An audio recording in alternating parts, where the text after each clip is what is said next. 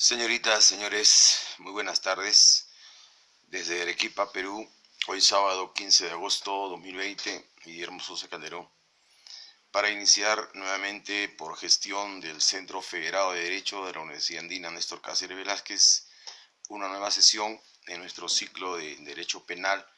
Esta vez vamos a conversar sobre el estudio de los elementos del delito, de la estructura del delito, que como se tiene ya dicho, para que haya delito se tiene que pasar uno a uno los cuatro elementos que son la acción-omisión, la tipicidad, la antijuricidad y la culpabilidad. Bien, el día de hoy, a propósito, desde la ciudad de Arequipa, en donde estamos festejando el 480 aniversario de la fundación de este pueblo tan hermoso, es que vamos a desarrollar esta primera opción. A ver, la acción-omisión se refiere al comportamiento humano, se refiere a la conducta del ser humano, que debe tener necesariamente algunos elementos que hacen que exista jurídicamente la acción-omisión. ¿Cuáles son esos elementos que conforman este primer eslabón de nuestra estructura delictiva? En primer lugar, la manifestación de voluntad. La manifestación de voluntad es entendida para nosotros como esa decisión que hace que el ser humano, con su racionalidad, pueda determinar su capacidad de movimiento, su capacidad de quietud, siempre en ambos ámbitos hacia una finalidad determinada. Si esto es así, entonces tendremos el primer elemento, que es la manifestación de voluntad. El segundo elemento a verificar es el resultado típico, es decir, cuidamos de que aquello que va a ser acción para nosotros sean aquellas conductas que están previstas como delictivas y que están naturalmente establecidas en algún tipo penal específico. Entonces, si esta conducta es establecida como prohibida en la norma penal, entonces tendremos el segundo elemento. El tercero es ya la vinculación entre el hecho y la persona, que también lo conocemos como el nexo causal. Es decir, tiene que haber una relación directa entre el investigado, el imputado y el hecho realizado, el comportamiento humano formulado. Con esos tres elementos tendremos ya el comportamiento humano jurídicamente válido para que pueda iniciarse la imputación.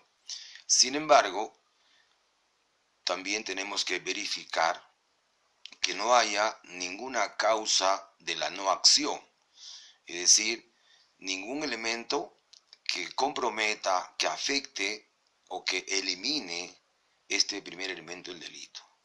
Entonces, ¿cuáles son esos tres elementos que de la no acción eliminan el delito, eliminan la conducta humana, jurídicamente válida, la eliminan, ¿cierto?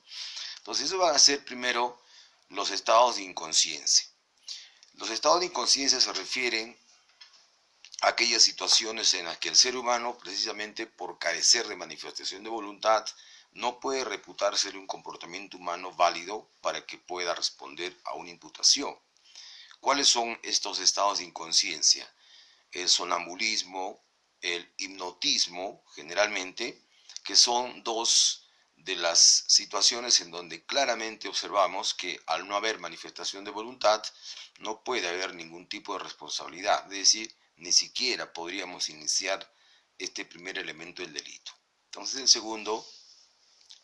la segunda causa de la no acción va a ser también los movimientos reflejos. ¿Qué significa un movimiento reflejo? Es la respuesta orgánica hacia un estímulo sin que participe la voluntad de la persona. Normalmente, ¿cierto? Normalmente el comportamiento humano de hacer o dejar de hacer necesita que nosotros ordenemos a los centros motores que podamos realizar el movimiento o el estado de quietud. Y entonces, cuando hay un movimiento reflejo, no se da esta situación. Simplemente los centros sensores perciben el estímulo e inmediatamente los centros motores responden, sin que participe la voluntad del ser humano. Por tanto, si esto es así, no puede haber una determinación jurídica de la existencia de acción. Por ejemplo, un hincón de aguja, ¿no es cierto? Nosotros reaccionamos inmediatamente sin que la voluntad del ser humano haya participado. Lo mismo que si cogemos una olla hirviendo, una olla caliente, vamos a soltarla y seguramente vamos a ocasionar algún acto dañoso, pero al no haber una manifestación de voluntad, porque es un movimiento reflejo, naturalmente no puede haber responsabilidad y en ese caso no habrá acción. Un tercer elemento va a ser la fuerza física irresistible.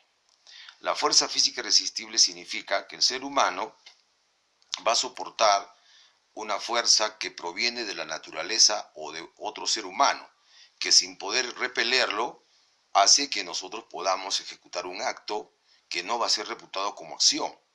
Ahora, naturalmente, esa fuerza física irresistible tiene doble función, funciona de dos maneras, y a eso también le llamamos tener una doble naturaleza jurídica. Puede funcionar como causa de la no acción porque no hay manifestación de voluntad, y también puede funcionar como causa de inculpabilidad. En ambos casos puede funcionar. Entonces ya es decisión de quien está utilizando esta figura para buscar que la utilice como causa de la no acción o la utilice como causa de inculpabilidad. ¿Cuál sería la diferencia entre uno y otro? A ver, si nosotros utilizamos la fuerza física porque carece de manifestación de voluntad, vamos a lograr que al no haber acción, eliminemos el injusto penal, ¿no? El injusto penal se produce cuando haya acción, tipicidad y antijuricidad. Hay un daño acreditado, ¿no? Ese injusto penal lo vamos a eliminar. Y por tanto, al eliminar el injusto penal, no va a haber ninguna posibilidad de responsabilidad ni penal ni civil. En cambio, si funcionase como causa de inculpabilidad, solo eliminaría la culpabilidad. Por tanto, el injusto penal quedaría incólume y sí habría posibilidad de una responsabilidad civil. Esa sería la diferencia técnica que produce cuando eliminamos uno de los tres primeros elementos o eliminamos el último. Bueno, queda elección de cada uno de nosotros poder utilizarla en uno u otro sentido y convencer al juez que tenemos la razón al utilizarlo como causa de la no acción o al utilizarlo como causa de inculpabilidad. Ya depende de nosotros cómo lo vamos a hacer, de cada uno, ¿no es cierto? Su argumentación. Eso en cuanto a la acción. Ahora vamos a ver el segundo elemento, que también o de repente es mucho más vistoso, mucho más aparentemente importante cuando los cuatro tienen la misma importancia, ¿no es cierto? Muy bien. La tipicidad. ¿Qué es la tipicidad? Antes de nosotros dar una definición, convendría un análisis mejor para que ustedes mismos deduzcan y juntos nos acerquemos a una definición adecuada. Miren ustedes, si ya tenemos comportamiento humano, ya tenemos un acto válido. Imaginémonos que el acto es este. A ver, tenemos a una familia que está disfrutando de un partido de fútbol donde está jugando la selección peruana, un partido de eliminatoria para el Mundial, ¿no es cierto? Entonces concita toda nuestra atención, nos vamos a reunir, el partido es 3:30 de la tarde, muy bien, vamos a preparar el ambiente en las tribunas de casa y seguramente vamos a comprarnos unas bebidas espirituosas y vamos a disfrutar, porque esos partidos naturalmente hay que templar los nervios y ese es el pretexto natural para que podamos estar más alegres que antes, ¿verdad? Entonces, la familia va a disfrutar, ahí está el papá, está la mamá, están los hijos, las nueras, y entonces es toda una fiesta, muy bien. Y por naturaleza, pues el Perú va a ganar, ¿no es cierto? Como juega de local, vamos a ganar y entonces estamos felices. Y esa gente que está disfrutando también está feliz y siguen libando.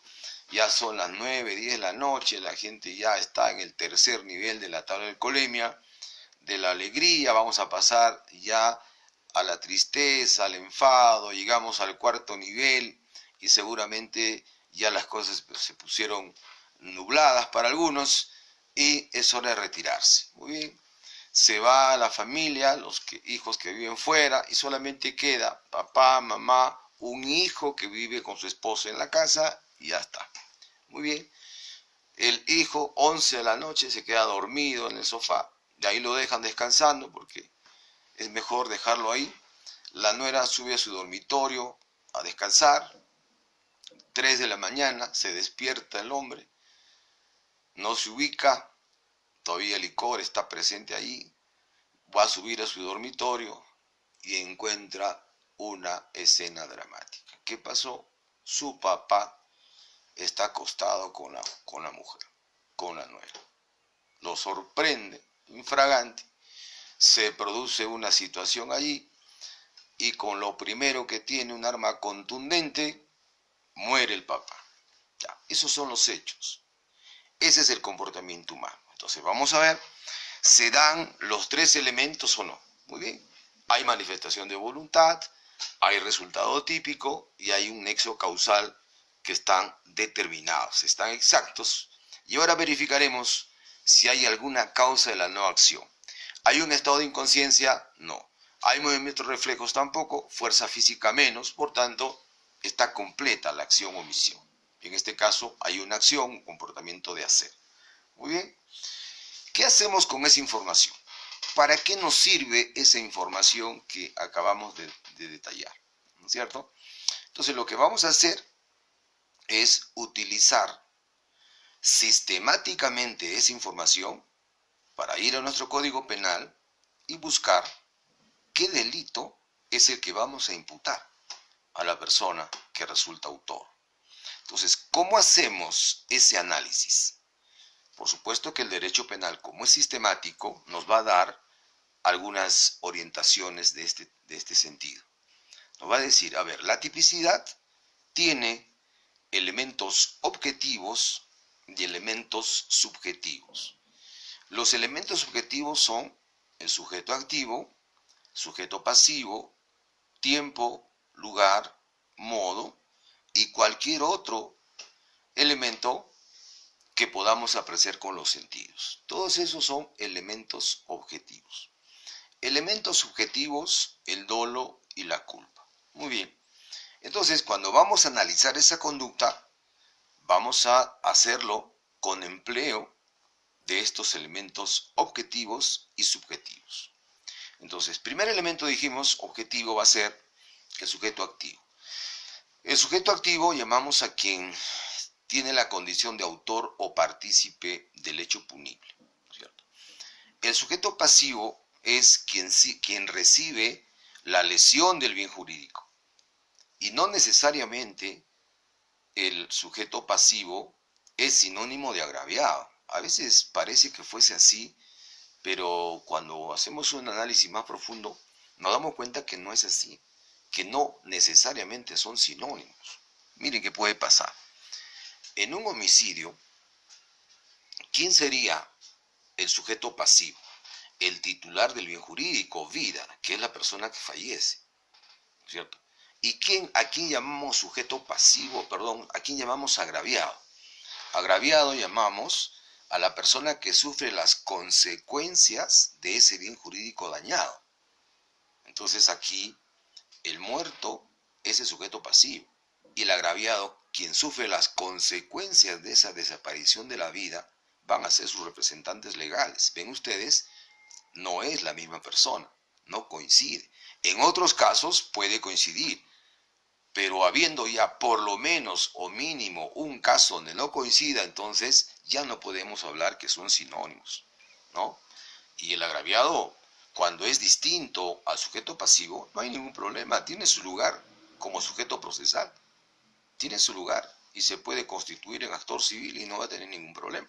Por tanto, está garantizada su permanencia, su participación en el proceso. Muy bien, entonces, sujeto pasivo, el tiempo, lugar y modo. Muy bien. Entonces, con este cuadrito vamos a ir a esos hechos y lo vamos a analizar.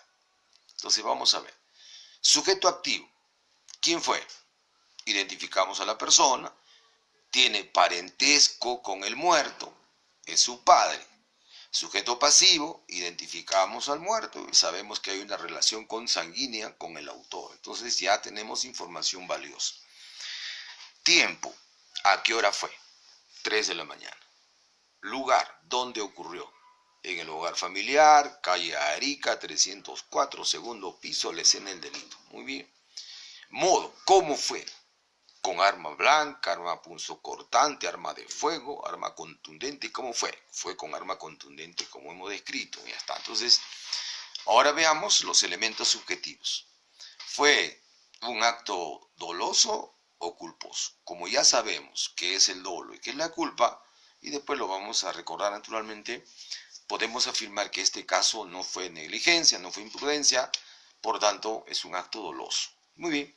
¿Qué hacemos con esa información, dijimos? ¿Qué hacemos con todo esto que técnicamente hemos construido? Vamos a nuestro Código Penal y comenzamos a revisar. 113 no es, 112 no es, 111 tampoco, 110 menos, 111 no va, 109, 108 D, 108C, 108B, 108A, 108 no calza. Nos detenemos en el 107, parricidio, y ahí está el tipo penal. Entonces, hemos encontrado el tipo penal. Entonces, ¿qué hemos hecho? Hemos analizado la conducta humana con empleo para el análisis de los elementos objetivos y subjetivos de la tipicidad para encontrar el tipo penal que corresponda aplicar el caso. Eso es la tipicidad. O sea, tenemos dos formas de definirlo. Primero, la difícil, la complicada, diremos, la tipicidad es el juicio de valor que se hace de la conducta humana con empleo de los elementos objetivos y subjetivos para determinar el tipo penal aplicable. Ya, esa es una definición. La otra, mucho más práctica, más corta y más sencilla seguramente de recordar, es que es el encuadramiento de la conducta en el tipo penal adecuado. Ya está, hemos resuelto el misterio y tenemos la noción de qué es tipicidad. Ahora, para hacer esto, para hacer este encuadramiento de la conducta, luego llamado también, aquello que hemos hecho, encuadrar la conducta en el tipo penal, también se llama juicio de subsunción. También se conoce como juicio de tipicidad. Quiere decir que tenemos 4 formas.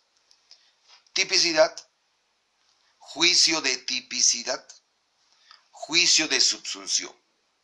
De las 3 formas nos estamos refiriendo al encuadramiento de la conducta en el tipo penal.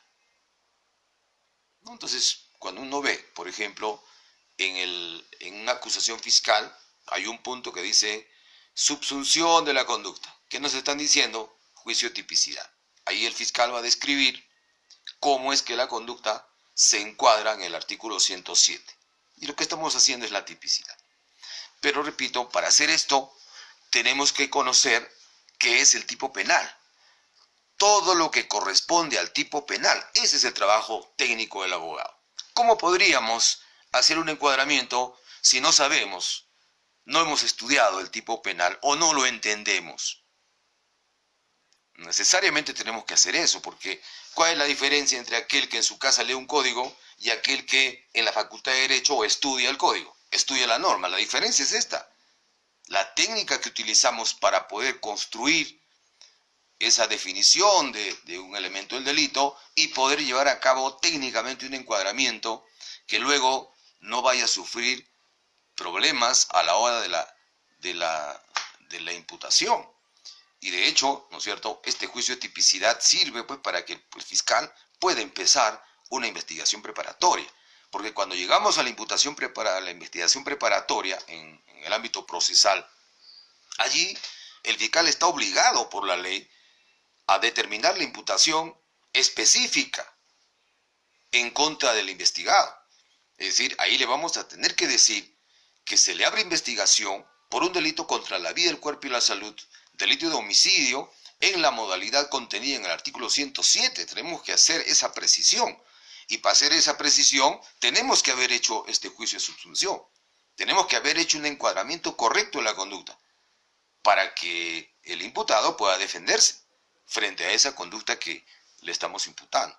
Por eso es necesario que nosotros sí entendamos qué es un tipo penal, cómo se clasifica, cuáles son sus elementos y cómo funciona en nuestra norma penal. Y esa es tarea de nosotros en la que vamos a hablar, estamos hablando el día de hoy. No creo que lo terminemos, pero intentaremos hacer lo más posible para que el próximo sábado podamos continuar. Bien, decía que esa tipicidad ya definida nos va a llevar al tipo penal. ¿Qué es un tipo penal? Muchos dicen que el tipo penal es todo dispositivo, todos los artículos que están en la parte especial de nuestro Código Penal. Y eso no es verdad, ¿cierto? Por lo menos no es exacto. Porque vamos a ver, de acuerdo a la definición, que hay muchos artículos que están en la parte especial y que no cumplen con la definición o con los elementos que conforman un tipo penal. Entonces, para nosotros, el tipo penal es aquella disposición, aquel artículo que está en la parte especial de nuestro Código Penal y que establece la conducta prohibida a través de la utilización de la descripción de la misma y la utilización de uno o más verbos rectores. Entonces, lo primero que exigimos es que haya la conducta prohibida. Y dos, que exista la sanción. Si el tipo penal o si el artículo que vamos a analizar no tuviese esas dos situaciones, no es un tipo penal. No lo es. Está en la parte especial, pero no cumple con los dos requisitos. Por tanto, mal haríamos en considerarlo tipo penal. Por ejemplo, nosotros vemos el artículo 208 del Código Penal. Bien, el artículo 208 de nuestro Código Penal, para los que nos ven de otro estado, otro país, nosotros en el artículo 208, que está al último del título de los delitos contra el patrimonio, es un artículo que se puede aplicar para dejar sin pena a los cónyuges, a los parientes próximos, donde haya habido hurto, apropiaciones o defraudaciones. Es decir, deja de sancionarse con pena esas conductas cuando han sido cometidas entre cónyuges, entre padre e hijo. Entonces, ese artículo 208 está en la parte especial. Pero ¿cuál es la conducta prohibida? Ninguna. ¿Cuál es la sanción? No existe. Entonces no es un tipo penal. Podemos decir lo mismo, por ejemplo, del artículo 119 del Código Penal. Aborto terapéutico, ¿cierto? Está en el capítulo de los delitos contra la vida, el cuerpo y la salud. Delito de aborto, está ahí. Dice que es aborto terapéutico el caso de un médico que para salvar la vida de la gestante o evitarle un mal grave y permanente en su salud, le provoca el aborto con su consentimiento. Entonces está en la parte especial. Pero ¿cuál es la conducta prohibida? Ninguna. ¿Cuál es la sanción? No tiene, entonces no es un tipo penal. Y así podemos mencionar muchos casos en los que está en la parte especial, pero no cumple con esas dos situaciones para llamarse tipo penal. Entonces, por eso decimos que para que sea tipo penal es un artículo que está en la parte especial, pero que tiene conducta prohibida y que tiene sanción. Si no tiene esas dos, entonces no es un tipo penal. Muy bien. Entonces, ese tipo penal ahora va a ser autónomo o va a ser concordado con otros tipos penales o con otros artículos que estén relacionados directamente. No hablo de concordar con la Constitución, con el derecho civil, no, sino en la propia parte especial del Código Penal. Entonces digo, estos tipos penales pueden ser autónomos o pueden ser concordados. ¿Y por qué tenemos que buscar definir si es autónomo o no? Miren ustedes qué puede pasar. A ver, vamos a analizar si determinado artículo es autónomo. Los que tienen código penal me pueden seguir. A ver, el artículo 171 de nuestro código penal dice que es delito cuando el agente, para estar en condiciones de efectuar una penetración sexual, coloca a la víctima en estado de inconsciencia, ¿no? Profesamente coloca a la víctima en estado de inconsciencia a través de fármacos, a través de drogas o de licor, para estar en condiciones de tener un acceso carnal. Muy bien. Entonces, cuando una persona ve el artículo 171, lee claramente que el delito se da cuando el agente coloca a la víctima en estado de inconsciencia o en la imposibilidad de resistir. Muy bien. ¿Con qué se coloca eso? ¿Cómo? Hemos dicho con drogas, con licor o con fármacos. Muy bien. Entonces, por ejemplo, si se utiliza fármaco, si se utiliza algún medicamento de esos tranquilizantes menores, benzodiazepinas, por ejemplo, puede que efectivamente cause ese efecto en la mujer, pero también es posible que la mujer pueda hacer shock frente a esa medicina y pueda perder la vida como consecuencia de la utilización de ese fármaco. Entonces, si nosotros vemos el artículo 171, solo sanciona por colocar a la víctima en estado de inconsciencia y nada dice si acaso la mujer muere, pero es posible que muera. Entonces vamos a ver, ¿ese tipo penal será autónomo? ¿Se vale por sí mismo o no? Parece que sí, porque está completa la descripción. Tiene la descripción y tiene la pena. Pero cuando analizamos entonces qué pena le corresponde al autor que provoca o que causa la muerte como consecuencia de este acto de violación, ¿cuál es su responsabilidad penal? No la tiene. No está en el artículo 171. ¿No? Entonces vamos a dejarlo ahí. Lo mismo va a pasar con el 170. El 170 es otra modalidad de violación en donde para el acceso carnal el agente emplea fuerza contra la persona. Y esa utilización de violencia contra la persona puede ocasionar la muerte también, ¿no? Entonces revisamos el artículo 170. En el primer párrafo nada dice sobre la muerte. Tenemos luego los incisos del 1 al 13, las circunstancias de agravación, y en ninguna de ellas tampoco aparece si es que la persona muere. Entonces resulta que ninguno ni otro aparece la muerte agravando la responsabilidad. Y si eso fuese así, tendríamos que protestar, porque ¿cómo va a ser posible que solo se priorice la sanción de la violación y quede la muerte impune? Eso no podría ser posible, ¿no es cierto? Lo que ocurre es que esas circunstancias de muerte no están en los artículos 170 ni 171, pero están en el artículo 177. Al final de ese capítulo de los delitos contra la libertad sexual, al final aparece el 177 para colocar una serie de situaciones que incrementan la responsabilidad, y ahí encontramos la muerte cuando es consecuencia del acto de violación.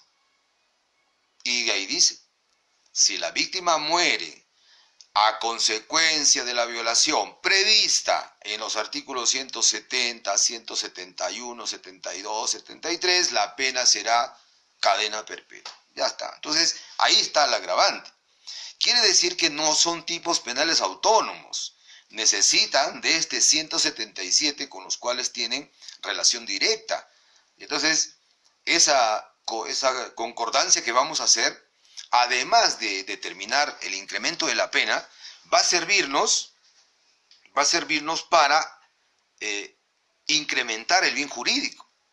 Porque entonces, cuando analizamos el artículo 170 y establecemos el esquema del delito, la respuesta de bien jurídico va a ser libertad sexual, claro, pero también la vida. ¿Y por qué la vida? Porque estamos viendo que se sanciona por la muerte.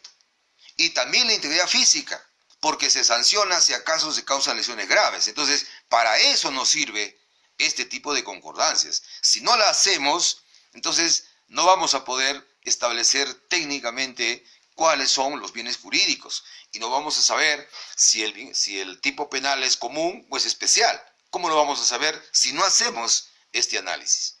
Resulta entonces, por demás importante decirlo, que se tiene que hacer un buen trabajo a la hora que establecemos si el tipo penal es concordado o el tipo penal es autónomo, ¿no es cierto? Hay casos en los que sí. Por ejemplo, el 188, sí, es un tipo penal autónomo. Se vale por sí mismo. El artículo 188 se refiere al robo, ¿no es cierto? Y dice que es tal cuando en la sustracción de los bienes se emplea violencia o amenaza contra la persona. ¿No es cierto? Está la descripción. No necesita de otro artículo. Ahí está completo. Está la sanción y está la pena. En cambio, el 189 sí es concordado, porque el 189 en nuestro Código Penal solo contiene las conductas que agravan el robo. ¿No es cierto? Si vamos al 189, vamos a encontrar que el robo, que naturalmente se castiga de 4 a 8, de pronto vemos de 8 a 12 porque se produjo durante la noche. Entonces, ¿qué se produjo durante la noche? El robo. ¿Y dónde está el robo en el 189? No está.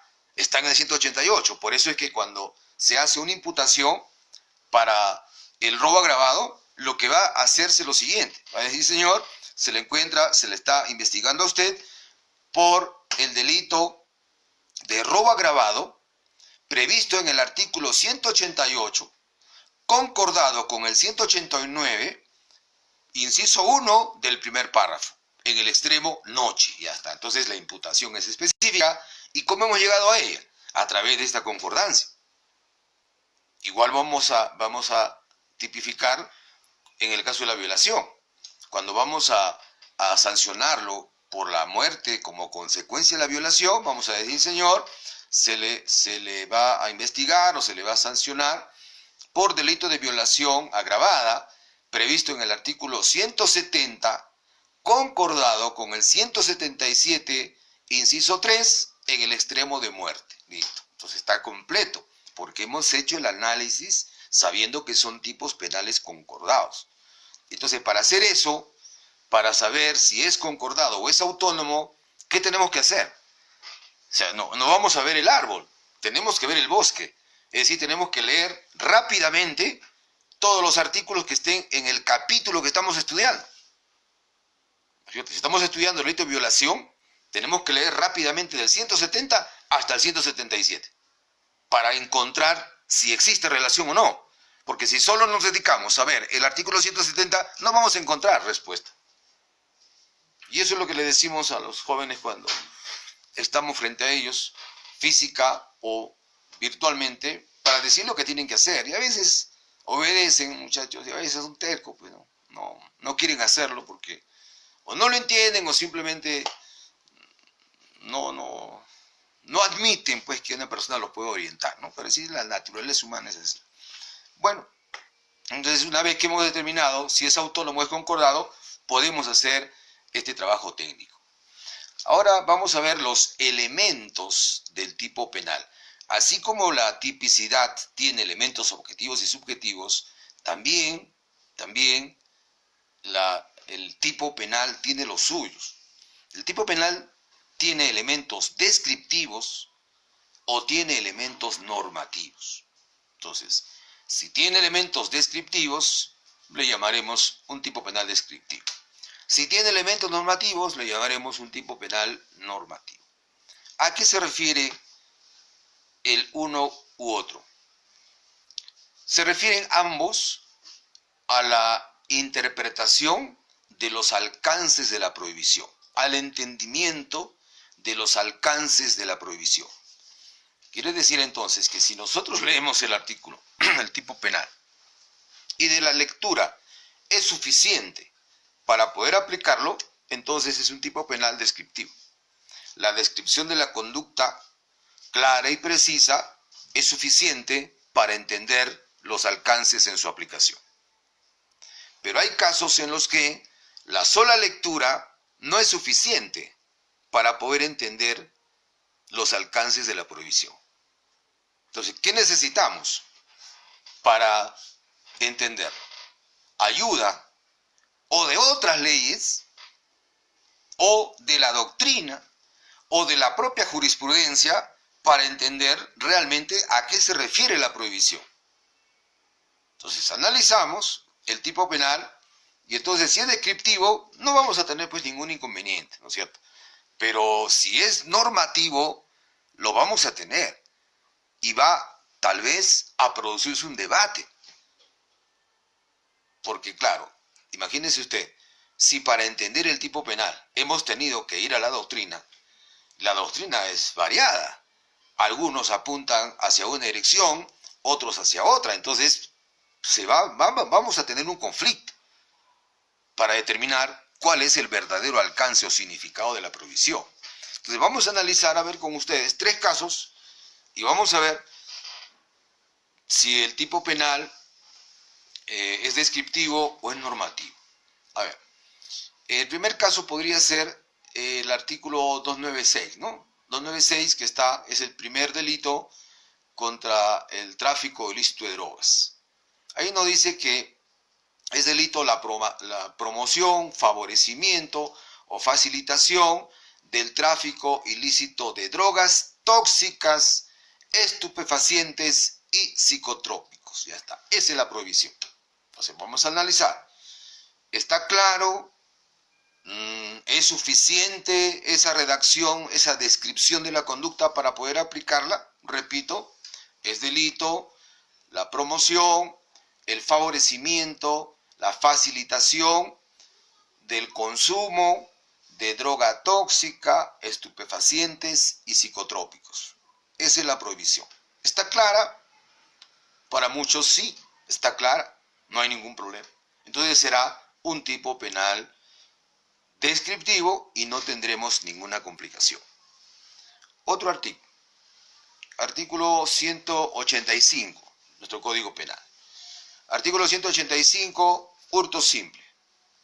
El que, para obtener provecho, se apodera ilegítimamente de un bien mueble, total o parcialmente ajeno, sustrayéndolo del lugar donde se encuentra, será reprimido con pena privativa de libertad, no menor de 1 ni mayor de 3. Muy bien, esa es la redacción. Esa es la descripción del artículo 185. Hurto simple. ¿Es un tipo penal descriptivo o normativo? ¿Está claro? ¿Lo entendemos? Sí, entonces es descriptivo. Muy bien. Si esto es así, ahora analicemos nuestra respuesta. Regresemos al caso del 296.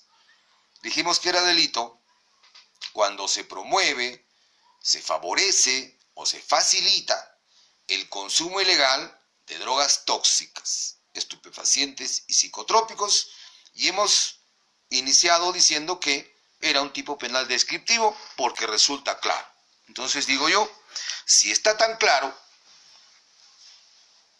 un cigarrillo es una droga, ¿no es cierto? En la medida que produce por lo menos dependencia. ¿Es tóxica? Sí, es tóxica. Y la gente se muere. Y entonces, ¿está prohibido el cigarrillo para ese artículo? Usted me dirá, no, pues es una droga social. Muy bien. ¿Y la marihuana? No, esa sí está prohibida. ¿Por qué? Porque usted lo dice. ¿Dónde está la prohibición en el artículo 296? ¿Dónde dice cuál es la droga tóxica que está prohibida? No lo dice. ¿Debería decirlo? Por supuesto que tiene que decirlo. Porque si no está escrito, ¿cómo me pueden imputar una conducta? Principio de legalidad, ¿no es cierto? Nadie puede ser procesado por un hecho que no esté establecido previamente en la norma. Entonces, si en el artículo 96 no me dice cuáles son las drogas tóxicas, ¿cómo me pueden aplicar ese artículo 196? Jurídicamente es imposible. Tiene que haber la prohibición, pero no la encontramos en el artículo 96, porque ahí no está. ¿Dónde está entonces? En otra norma extrapenal, no está en el Código Penal. Hay un decreto supremo que va a ir modificándose y va a estar ahí la relación de todas las drogas tóxicas que están prohibidas en el territorio peruano. Y cada vez son más ampliadas esos productos químicos. Entonces, no está en el artículo 296, está en otra norma extrapenal. Entonces, ¿cómo que va a ser descriptivo? Es normativo, porque para entender el tipo penal tenemos que buscar esa otra norma y saber si el producto con el cual nos han encontrado está ahí, para que recién nos puedan hacer esa imputación. ¿Se da cuenta? Entonces, lo que quiero decir es que tenemos que concentrarnos en la lectura, en la interpretación correcta del tipo penal para no ser tan superficiales. Solamente de eso se trata. No ser superficial en la lectura, nada más. Entonces regresamos al artículo 185 y hacemos lo mismo.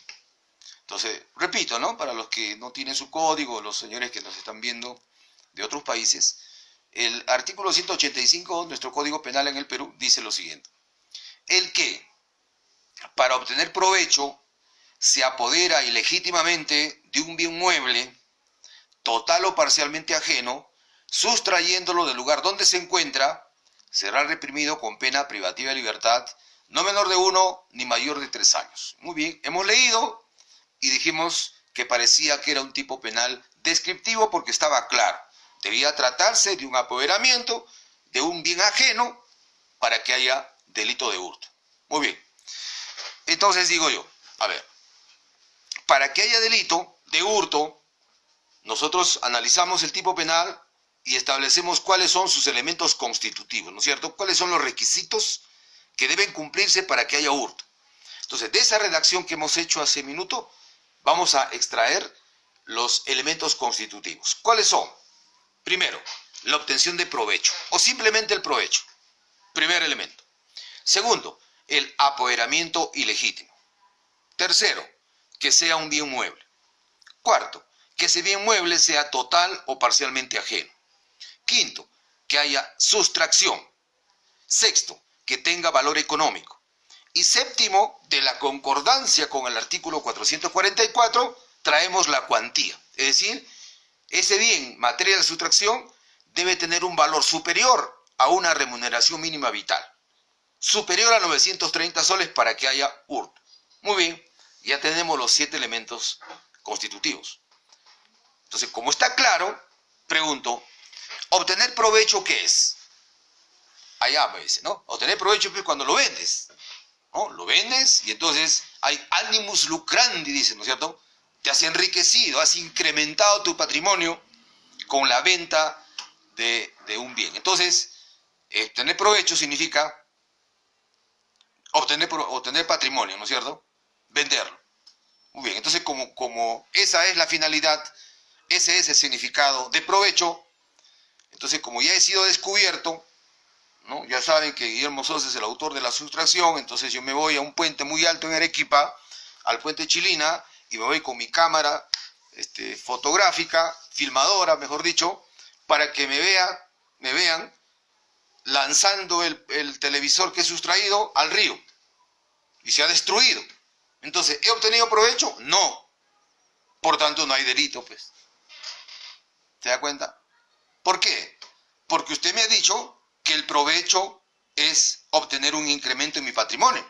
Y acá, ¿en qué he incrementado el patrimonio, señor? Si he destruido el bien. Como lo he destruido, no he obtenido provecho. Por tanto, entonces, señor, no hay delito de hurto. ¿Se da cuenta? Entonces, lo que tenemos que hacer ahora, para evitar este tipo de impunidad, es darle sentido jurídico al significado del término obtener provecho. Y entonces, con ayuda de la doctrina, de la jurisprudencia, es que vamos a sacar un concepto de qué es provecho. ¿Por qué? Porque el artículo 185 en ningún momento nos dice qué es provecho. No lo dice. Si no lo dice, nos obliga a que vayamos a encontrar el significado de esto con auxilio de la doctrina o de la jurisprudencia. Y entonces algunos dirán, con ayuda de la jurisprudencia, que obtener provecho va a significar obtener tal vez un beneficio económico. Ya está, ese es su significado. Y así defenderá su caso entendiendo que es así. Y tiene todo el derecho.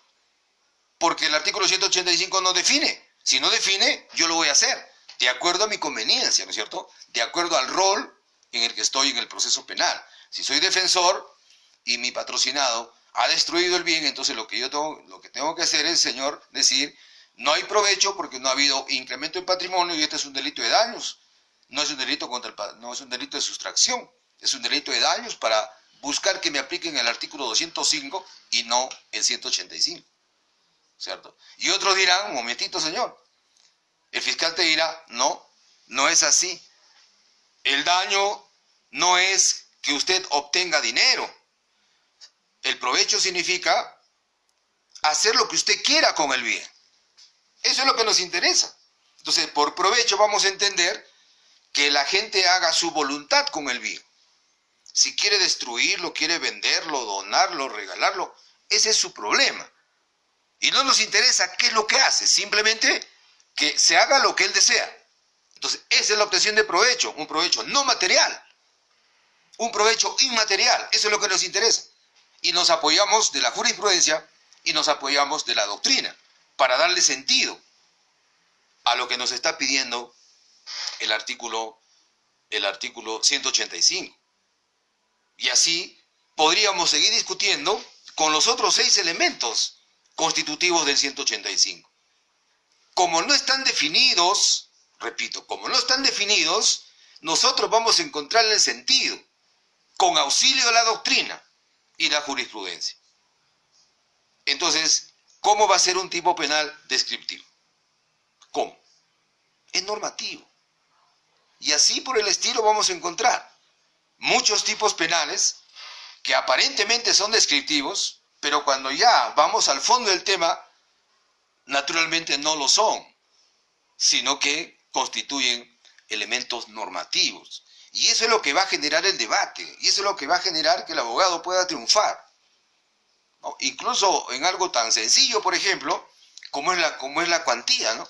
Porque el artículo 185 dice que el valor del bien debe ser superior a una remuneración mínima vital. Nada más que eso nos dice. Parece que está claro. Muy bien, entonces mi patrocinado ha sustraído un celular, ¿no es cierto? Ha sustraído un celular y ese celular debe tener un valor de 185 soles, perdón, superior a 930 soles. Entonces, el fiscal le va a pedir al agraviado que acredite la existencia del bien jurídico y lo va a acreditar pues con una boleta de venta, ¿no es cierto? Con la factura, el comprobante de la adquisición. Entonces, efectivamente, ahí aparece el precio del aparato. Lo compró y cuesta 950 soles, por tanto, superando 930, hay delito. Sí, pues, ya está, aparentemente. Pero luego yo, abogado, digo, a ver, ¿cuándo fue la adquisición? Este señor lo compró en agosto del 2019. Entonces pregunto, esa boleta, ¿qué está demostrando? El valor del bien, ¿no? Está bien. Pero ¿el valor del bien de cuándo? De agosto de 2019. Entonces yo reclamo y le digo al fiscal, señor, usted me tiene que demostrar que el día de la sustracción, que ha sido hoy, 15 de agosto, hoy día ese celular costaba 950 soles. Porque esta boleta me demuestra que ese valor era del año pasado, de hace un año. Y el artículo 9 del Código Penal obliga a que tenga que aplicarse el momento de la acción, el momento de la sustracción. Ahí tiene que estar el precio 930.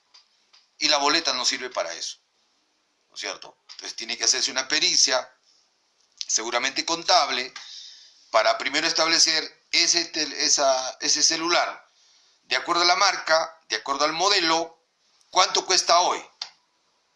Muy bien. Sigue costando 950 soles hoy. Muy bien. Pero ese aparato tiene una depreciación natural por el uso de un año. Entonces, ¿en cuánto se ha depreciado? Eso me lo tiene que decir ese perito contable. Y cuando da su informe pericial, seguramente va a decir, con la depreciación y no sé cuánto, el celular en estos momentos tiene un valor de 900 soles. Muchas gracias, no hay delito, ya está. ¿Por qué? Porque no supera la cuantía. y simplemente es una falta contra el patrimonio y voy a irme a un juzgado de paz para ahí establecer una sanción que no es privativa de libertad, por lo tanto no hay detención y no hay nada. ¿Por qué he hecho eso? Porque he descubierto que es un tipo penal normativo que me permite ese análisis saliéndome del artículo 185. Porque si fuese meramente descriptivo, señor, entonces yo me quedo cruzado de brazos y digo, sí, pues, la factura dice 950 y hay delito. Porque no entendí la trascendencia de establecer si es descriptivo o es normativo. Entonces, si no hemos hecho eso, si no somos capaces, repito, de hacer ese trabajo, entonces mejor nos dedicamos al derecho laboral, al derecho de familia, nos dedicamos al derecho civil, donde de repente nos puede ir mejor, ¿no? Pero aquí ya usted tiene que ser responsable, usted tiene que ser minucioso, desconfiado a la hora que usted maneja la norma, porque estas situaciones se pueden presentar, ¿no? Cuando estudiamos los tipos penales. Entonces, dicho esto, queda claro que los tipos penales generalmente usted los ve descriptivos, pero aún así usted los puede convertir en normativos. Y al convertirlo en normativo, usted va a tener mayores elementos de juicio para poder llevar a cabo una defensa que sea adecuada, una defensa que sea sustentada técnicamente, ¿no? Porque se trata de establecer una conducta al sujeto activo, una conducta en donde alguien le ha encargado la defensa de su libertad y usted tiene que ser doblemente responsable hacia usted mismo por su prestigio profesional, su prestigio personal, la defensa de ese derecho de un bien jurídico tan importante como es la vida de las personas o la libertad en este caso que nos las han confiado. Entonces, para eso hacer un trabajo técnico no es difícil. Y entonces, de esta manera es que nosotros entendemos la importancia de los tipos penales para poder establecer lo que conviene. Muy bien. Siguiente, ya vamos a ver, nos corresponde ahora del tipo penal ver la clasificación. ¿Cómo se clasifican los tipos penales para poder nosotros hacer un trabajo adecuado? Entonces, hay varias clasificaciones, ¿no? La primera de ellas es por las características de la gente. Por las características de la gente, los tipos penales pueden ser comunes, pueden ser especiales o pueden ser especiales impropios. Muy bien. ¿Y para qué sirve esta clasificación? Porque siempre lo he dicho. Si algo que me enseña no tiene utilidad práctica en mi trabajo, no me sirve. Por tanto, no tengo por qué escuchar. No tengo por qué leer. Porque no me sirve. Lo que no me sirve no es prioridad para mí. Entonces yo tengo que convencerlos de que sí sirve para que me presten atención el próximo sábado, ¿verdad? Entonces, ¿por qué no sirve? ¿Para qué nos sirve? Nosotros cuando vamos a estudiar un delito, le vamos a aplicar un esquema, ¿no es cierto? Llamado esquema del delito. Bien jurídico, tipicidad subjetiva, para saber si el tipo penal requiere dolo o requiere culpa. Tipicidad objetiva, sujeto activo, sujeto pasivo, elementos constitutivos y la pena. Ese es el estudio que vamos a hacer de cada tipo penal. Y como vemos ahí, sujeto activo. ¿Cuál es la respuesta que vamos a dar a esa frase, sujeto activo? La respuesta va a depender de que hagamos una buena clasificación del tipo penal. Esta, por las características de la gente. Si hacemos bien la clasificación, vamos a responder esa pregunta del esquema del delito. Si no lo hacemos bien, vamos a cometer errores. Hubo errores, tal vez. Entonces, ¿cuándo son comunes?